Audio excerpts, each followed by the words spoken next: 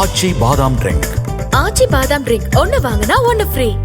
பிரதமர் மோடி RSSின் பிரச்சார பீரங்கியாகவே செயல்படுவதாக கம்யூனிஸ்ட் கட்சி தேசிய செயலாளர் டி. ராசா விமர்சித்துள்ளார். மதுரையில் நடைபெறும் மார்க்சிஸ்ட் கம்யூனிஸ்ட் கட்சியின் 24வது அகில இந்திய மாநாட்டை முன்னிட்டு கட்சியின் தேசிய ஒருங்கிணைப்பாளர் பிரகாஷ் காரத், இந்திய கம்யூனிஸ்ட் கட்சியின் தேசிய செயலாளர் டி. ராசா உள்ளிட்ட கட்சி நிர்வாகிகள் மதுரை விமான நிலையம் வந்தடைந்தனர்.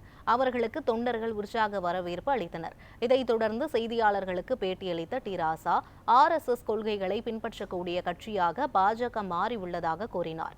கார்ப்பரேட் நிறுவனங்களின் சுரண்டலுக்காக பாஜக அரசு செயல்படுவதாகவும், நாடு மற்றும் ஜனநாயகம் காப்பாற்றப்பட வேண்டுமெனில் மோடி அரசு தோற்கடிக்கப்பட வேண்டும் என்று தெரிவித்தார். பிரதமர் மோடியை நீங்கள் சரியாக புரிந்து கொள்ள வேண்டும். அவர் தன்னை ஒரு பிரச்சாரக் என்று தான் அழைத்துக் கொள்வார்.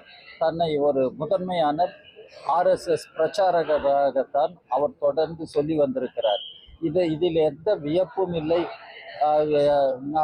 அவர் ஏன் அங்கே வந்தார் என்பது எல்லாம் ஒரு பெரிய வியப்புக்குரிய ஒன்று அல்ல.